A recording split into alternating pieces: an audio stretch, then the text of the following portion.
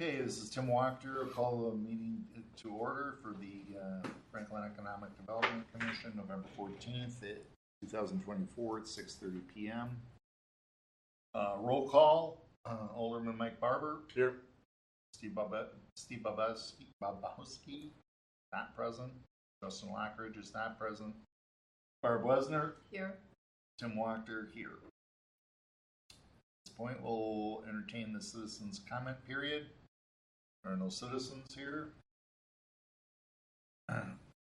Next is to approve the minutes from the October 18th, 2024 meeting.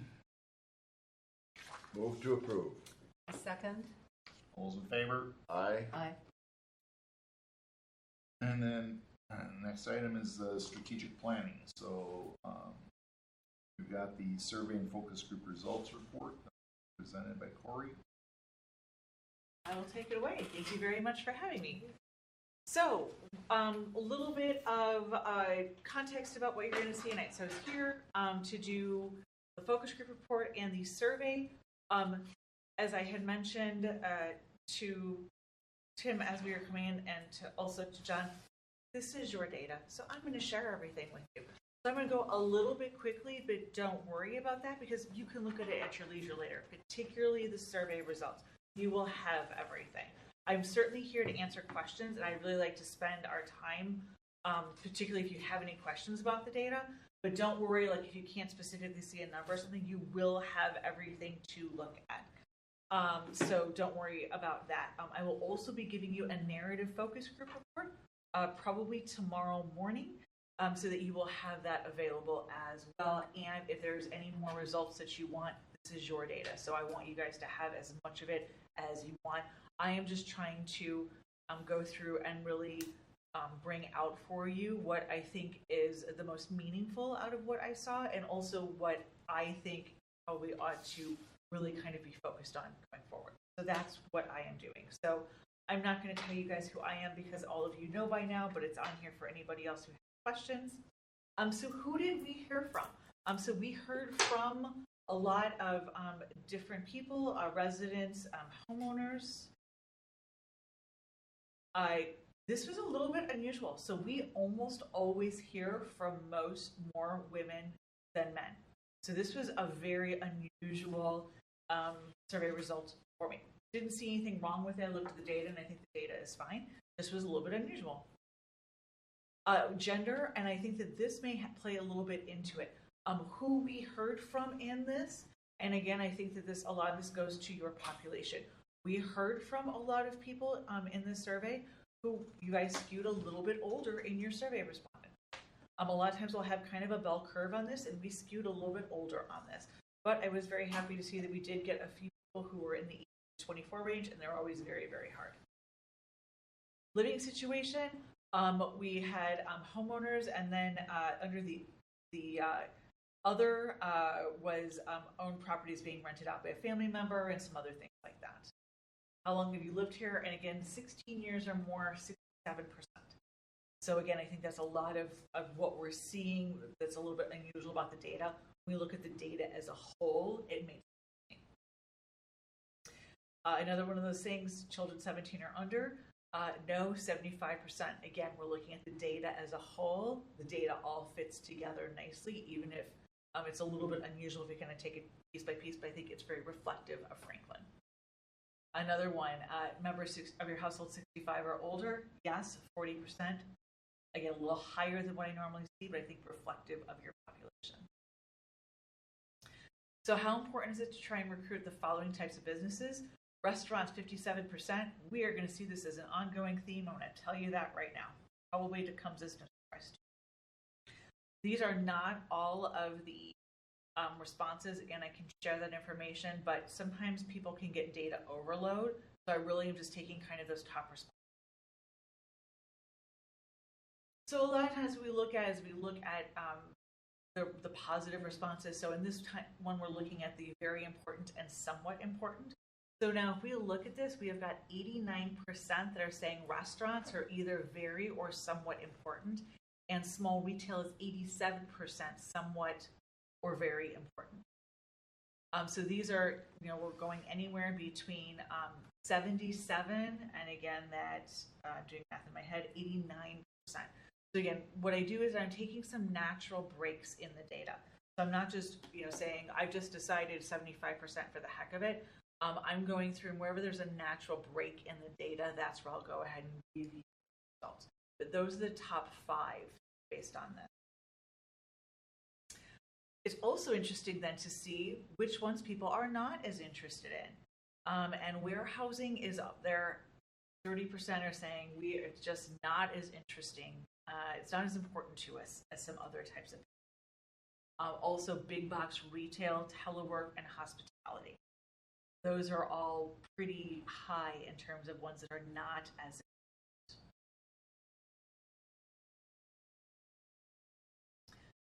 And I should have said, it was way back at the beginning, you guys had over 400 responses. And if I was to, this was a statistically valid survey, and this is not because we did not start with a random sample, but if we had, I would have been looking for between 400 and 450 responses. So this is actually a very nice response rate. I think that's reflective of the postcards that were sent out. So that I was happy with the response rates. We started out a little slow, but we were able to kind of get what we wanted out of that. What kinds of restaurants would you frequent in Franklin? And again, we've got a whole variety of different things here. I'm going to give you the whole list of this. Anytime that you see a word cloud, I'm going to send to you the actual responses to this. Sometimes word clouds are more or less helpful, but this at least kind of gives you an idea, but I will send you the full results on that. So how much do you agree or disagree with the following? These are all agreed more than 25%. So if you look at this, there's pretty big disparity between our top response and the bottom response. And again, these are those top 5 responses. Top responses, Franklin should dedicate more time and resources to attracting new businesses. 53% strongly agreed with that. 41% said Franklin should dedicate more time and resources to retaining and expanding existing businesses. That's a pretty big disparity there. To have 53% strongly agree with that is a pretty significant result. Again, the degree to which you agree or disagree. Now, again, we're taking that percent positive, that strongly and somewhat agree. And when we're looking at that, we're looking down at the bottom again. So now if we're looking at that, the dedicating more time resources to attracting new, we have got 85% strongly or somewhat agree. And 82% that strongly or somewhat agree that time and resources should be spent on retaining, expanding existing. Interesting here is this prioritizing local job creation. Back here. 38% here, and we go up though pretty significantly when we're adding on that 39%. So again, I will give all of this to you guys to kind of look at, but I thought that this was pretty interesting. So on the slide before that, so we're looking at the blue. The dark blue is strongly agree, and the orange or the burnt orange is. No, these are. If you look at below, right. It's so the purple is Franklin should dedicate more time and resources to attracting new businesses. So 53% that. Okay, I see. You're looking at a mix of different questions. Okay, got it. And so, and this one, it's actually embedded in here too. It's just in the green, John. Nope, so I get it. You got it. Okay. And again, you guys should go. I would encourage you to take a look at this a little bit more later, because I think there's a lot of really interesting things to be absorbed out of this data. This was another really interesting one. So this again was somewhat somewhat disagree. There's a good mix of restaurants in Franklin. So you have got 32% that strongly disagree with that, and 36% that somewhat disagree. So restaurants, as I mentioned, was going to be something we were going to be talking about. Retail as well. So public transportation is something that has come up as well, and that is something that they're saying, I'm not really sure that is something that's as much of an issue. but when we're looking at things that we may want to focus on, these retail businesses and these restaurants is what's coming out of this data. There's not, at this point, perceived as a good mix. How often do you leave Franklin to make the following purchases? And here's another one that's very interesting, dining. Again, this is all kind of tying together, which is why surveys are fun and looking at the data is fun. 63% are leaving very often.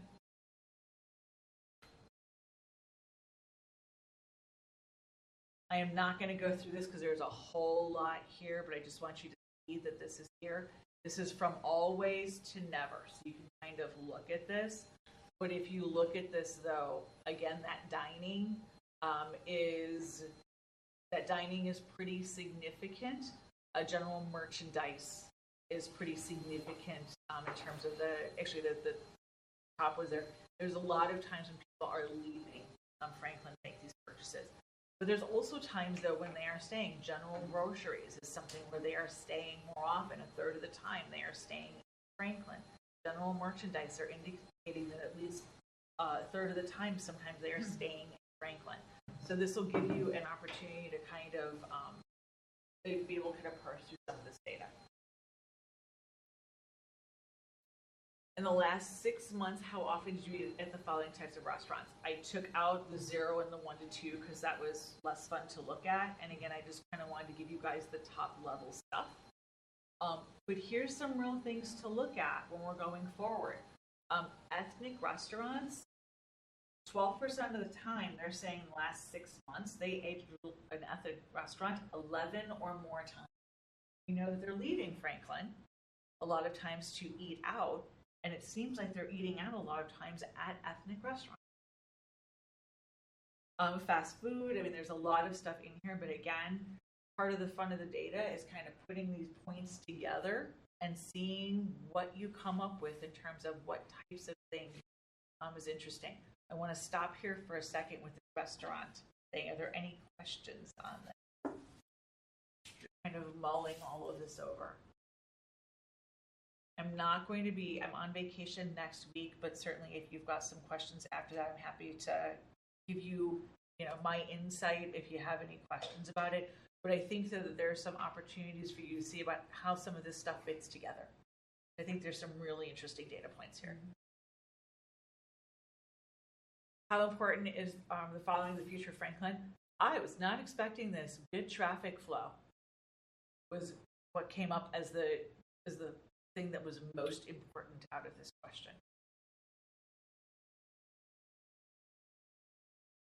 Does that mean good traffic flow into Franklin Well, or within Franklin? The question was asked, good traffic flow in Franklin.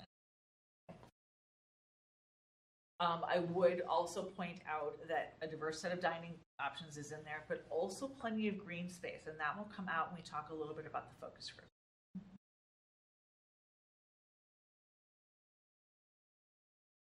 Again, we've got that good traffic flow in Franklin really, really high. And this surprised me. Plenty of green space. Again, we're going to get into that in the focus group, so that was less of a surprise to me. But again, we're seeing these dining options and shopping options. So we've got some consistency in that data. What types of businesses is Franklin missing? And there we have, guys, restaurants. Very prominently up there. It's also funny, most of the communities that I work with, Trader Joe's just winds up somewhere. Everybody wants a Trader Joe's. I don't know why everybody wants a Trader Joe's, but everybody wants a Trader Joe's. Sounds cool, at least. Footprint-wise, does anybody know how Trader Joe's compares to like Whole Foods or Whole Foods grocery store? I mean, Yeah. I'd put it like Whole Foods. I mean, I'm just trying to think about the footprints, where you try to put stuff. It's a smaller footprint. I'm talking about the one out in Brookfield and the one over on the east side. The smaller footprint than those bigger stores. Yeah. By about maybe 2/3 of what. But I think Whole Foods is really, not dressed up nice some way. We actually have a Trader Joe's in the community that I live in, and we also have got a Whole Foods relatively close, and I would agree, at least in very unofficial, but I would agree with about the 2/3. It's very interesting to me though that even, and it doesn't matter the communities that I'm working with, whether they like kind of where they are in terms of like socioeconomically or anything else, Trader Joe's comes up almost every time. I don't know what it is. It's the $4 chuck. So do you guys have any questions about the data that I've just presented? And again, please feel free to email me questions because I'm happy to go ahead and answer anything. And I will give you as much data as you like. Sometimes there can just be data overload, and I didn't want to do that. You're gonna send that out before you leave? Oh yeah, I'm not gonna. Yeah, I'm gonna give you all this data, and then I'm gonna leave you for a week and just leave you hanging. No, I will give it to you before I leave. I will give you this presentation. I will give you the focus group report, and then I have the raw data, so you can as much of that as you want as well. I'll certainly give that to John, but whatever it is that you want to see. Do you guys have any questions about that? I think there's some things around the restaurants. It's really interesting to see how some of that stuff might fit together, because I think that there's some real cues in there, especially with their self-reported dining patterns. That is pretty interesting. Okay, go ahead. I'm not sure. I'm sorry. I'm not sure if this is a question or a comment, but people want more restaurants. Very clearly. But is there any discussion or were there any questions about how those restaurants were staffed? We did not. Because I know there was just one thing in there about public transportation. A lot of people who need to work in those restaurants won't have their own transportation. Or they don't work in the community, at least that. So there's a real issue there. Huh? There's that tension, right? Mm-hmm. Between, yeah. Should we keep this information away from Steve? Yeah, we'll just put it on the website. It's out there. That's there. So are you gonna go over those points in our group meeting? Restaurants? So, are you asking me? Retreats? Yeah, when you facilitate the retreats, we're So- going to review the data. What? So no. So we are reviewing the data today, but what we will do before the retreat is that I will do a SWOT analysis. SWOT is strengths, weaknesses, opportunities, threats. This information should inform your answers to that. That's why I'm giving it to you with plenty of time for you really to kind of look at it, think through how all of this connects. So what I'll need to do is I will need to send the data out to the folks that are invited to the retreat as soon as possible. Yep. And again, you'll See, there'll be pop quizzes exactly. in 7 days. There we go. There you go. And I will, the focus group report, what I find is that a lot of times there can be some questions or something, and so I do the focus group report after this meeting in case there's something I want to give a little bit more detail on, because a lot of it's up here. So that way I have a chance to do it. But yeah, I'll go ahead. All of this that will be to you tomorrow because I'm on vacation. I'm not going to leave you guys hanging. Okay. Focus group reports, you guys know this. I'm not going to go through this.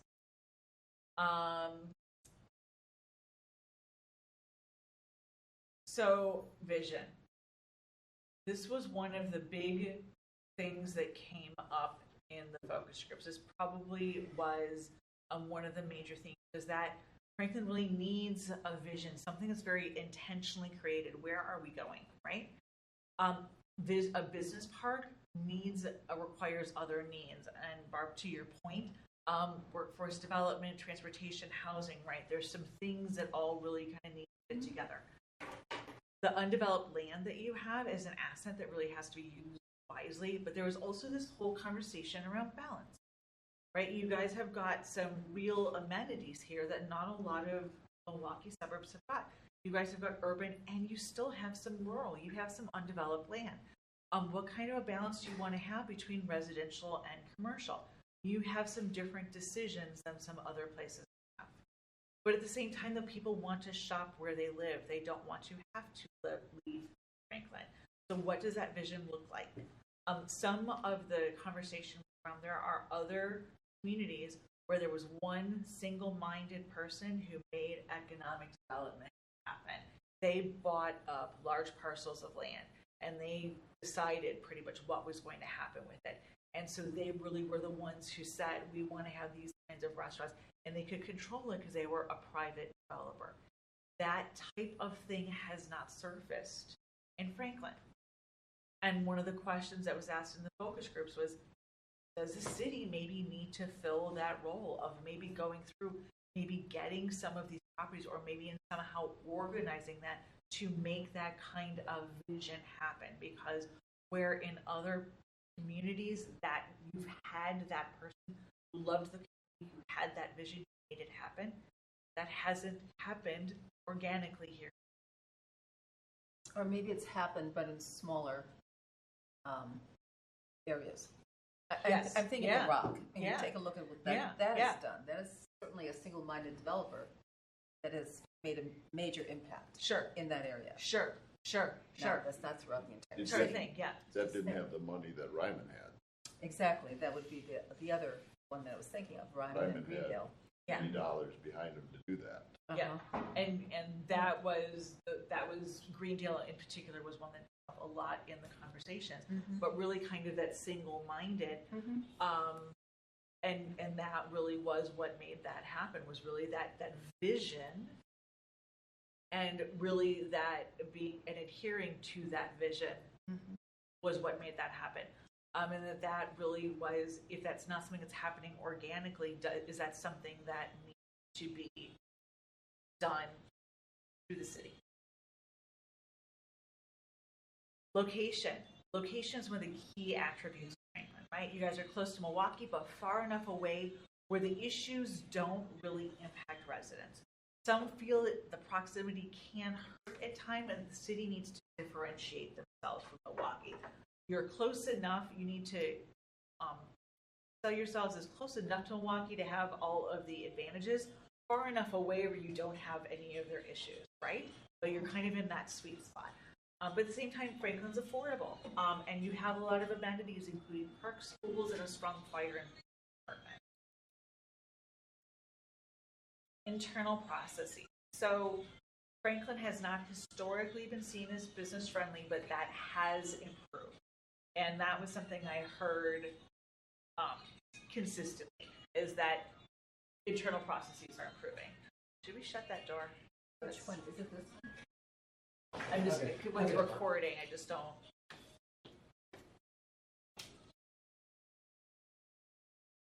He's gone now. Okay. Yeah, I just, with the recording later.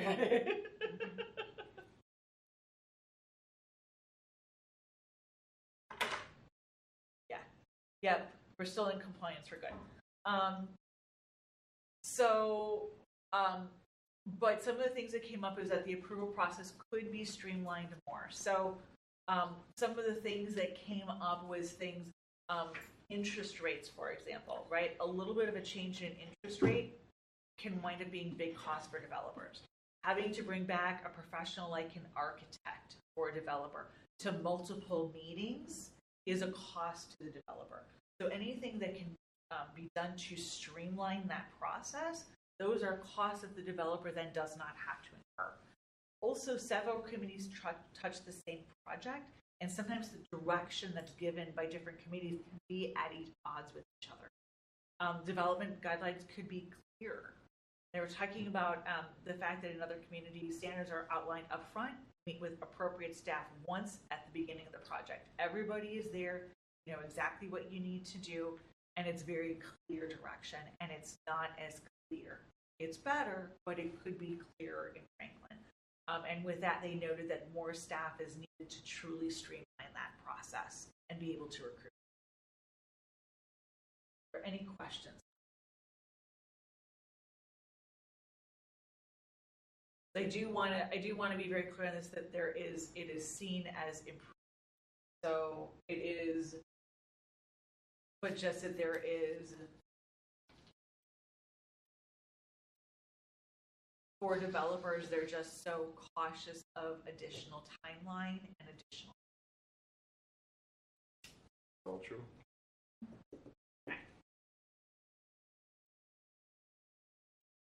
Collaboration. A city is seen as being more cooperative than in the past. Residents want to see taxing bodies work together, and that was actually, it came up in a couple of different places. They really want to kind of see everybody playing nicely together in the box. So the schools, the cities, everybody, they just want to see them work together. It was interesting, they were talking a little bit about the high school students and about how that really is an opportunity that could be further tapped. We're talking a little bit about workforce, right? Mm-hmm. You have got high school students who know they don't want to go on to college. What are they going to do? Internships are a real benefit. If we can get them plugged into internships while they're in high school, they can understand what kind of job opportunities may be open to them in the city itself, but then also in city businesses and area businesses that benefit from having young people who have an interest and potentially even being able to hire them after. Again, being able to really kind of do that, and then it doesn't have to just be high school, but potentially community colleges, other things as well. Really trying to be able to capture some of those educational institutions and really use that to develop the workforce in the question.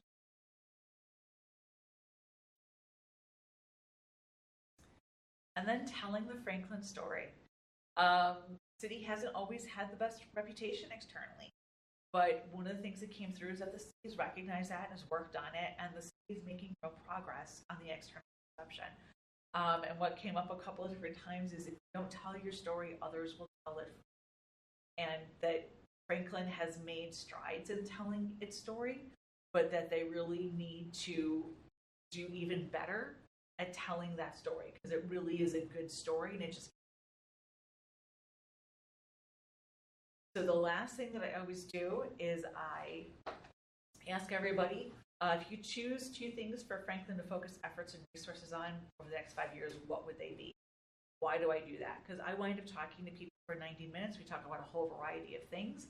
There's a whole bunch of good ideas, and then I make them narrow it down to just the 2 things that they feel are most important. So this is the 2 things that they felt were most important. The top 3 are highlighted in yellow. So process, clear process and procedures for development followed consistently. That was mentioned by 5 different people. So if you see a parenthesis at the end with a number in it, then that was mentioned by 5 different people. Also, this unified vision for economic development, kind of having everything incorporated, right? Comp plan, zoning, everything, but having everything really aligned together. Updated comp and master plan that was similar but different enough that I separated them. They could have been put together. It's a little more art than science sometimes, but I decided that they were different enough to separate them. Clear focus on strategic planning, decisions based on best needs of residents, and then that kind of community engagement around vision. Actually, having that dialogue with, and then more economic development staff. Land use, essential community space for shopping, and that was something that came up a lot. Industrial development in a central location, again, some sort of a business park. I'll let you go ahead and kind of read through the rest of those.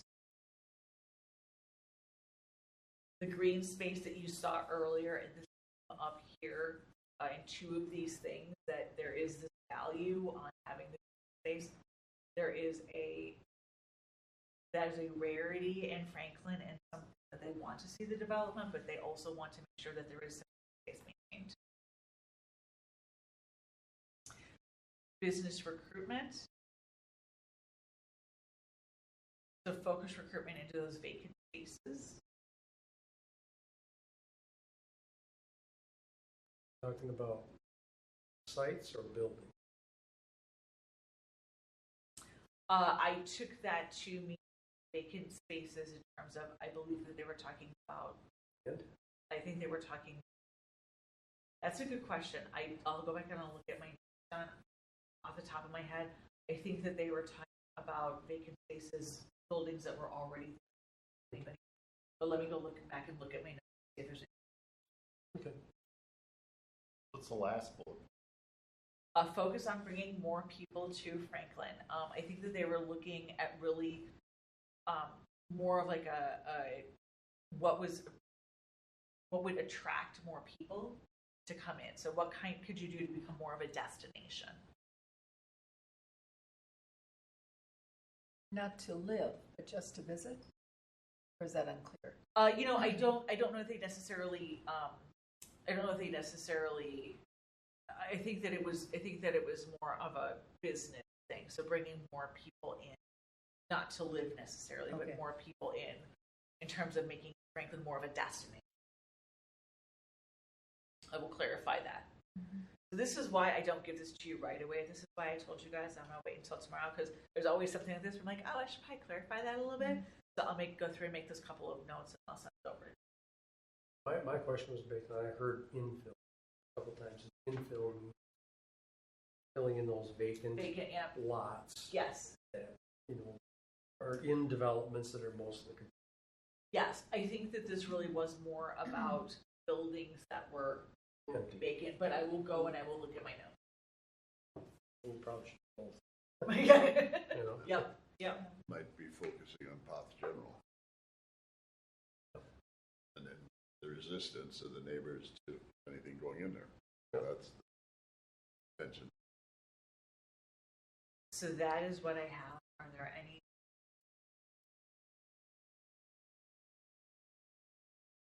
Were there any surprises?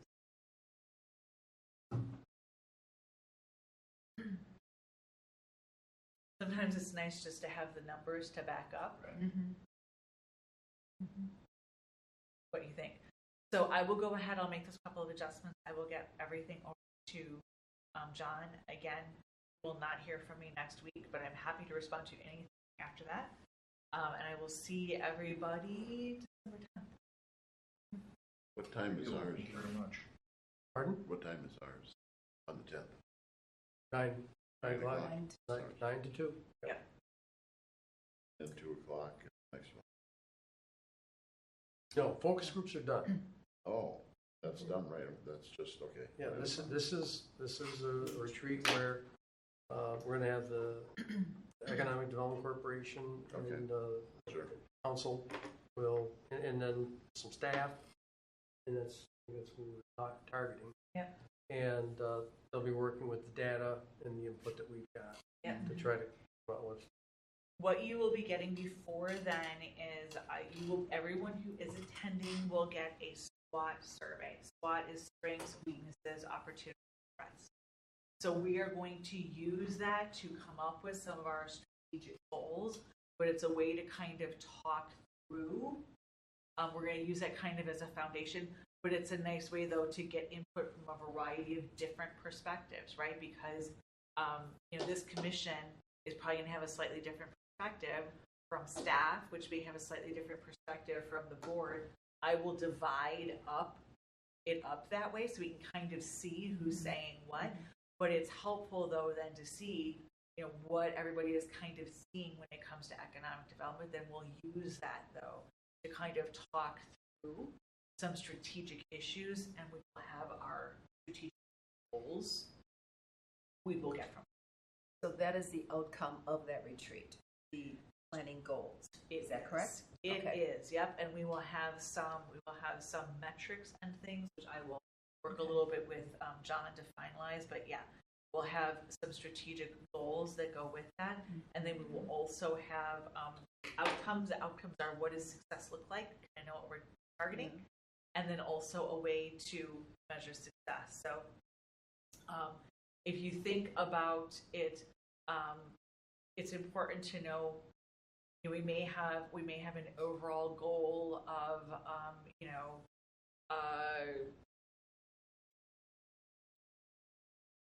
it's late. I'm tired. Trying to think. robust industrial growth, say for example, right? What does success look like? Okay, it may be that we have, we have new feet, X number of feet of new space available by some date in the future. There may be some things that we can look at, but the big thing that we're going to do of that is to really be able to measure that in some way. We want to make sure that we're able to know whether or not, we have some way of measuring progress. I know what it is that we're aiming.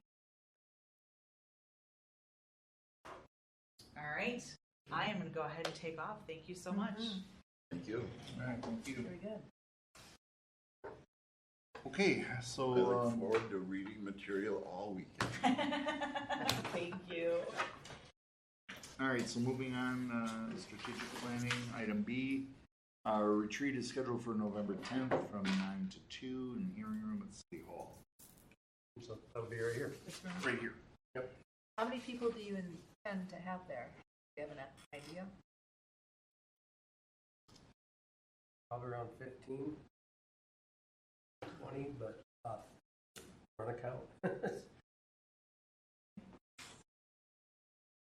All right, and then some upcoming event reminders on business 2024 Business Appreciation Celebration will be next Monday, November 18th, 5 p.m. at the Polish Center. And the Niche Cocoa Tour will be with the Franklin Business Park Consortium will be on November 20th at 9 a.m. So our next meeting date, regularly scheduled November 20th at 3. Typically, we've taken December off. Sorry, what? Typically, we've taken December off. Okay. Can we make it? Can we do that, or do we need to meet? We've done the last 2 years. So, no, I don't have anything specifically to. What do we need to do in order to eliminate that meeting date? Say our next meeting should be in January. January. All right. I think I will say that. Okay, Mike? What do you think? Second, Okay. Let's pull up the date. unless there's some developmental issues that need to be addressed about that time. Okay. I mean, you could call a meeting, the chair, you could call a meeting, if he deems that John's idea of calling a meeting is important. That would be January 17th regular, but if we need, we can call one in December.